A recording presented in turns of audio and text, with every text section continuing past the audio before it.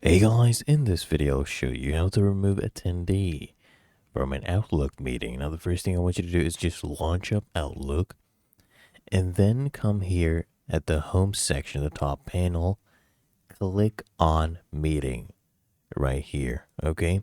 And then you can click on no. And then once this opens up, I want you to click here on the scheduling option, okay? So right now we're in appointment, click on scheduling. And you'll see the different attendees here. These are all the attendees. And to remove any attendee, all you need to do is next to their name, you'll actually see this checkbox.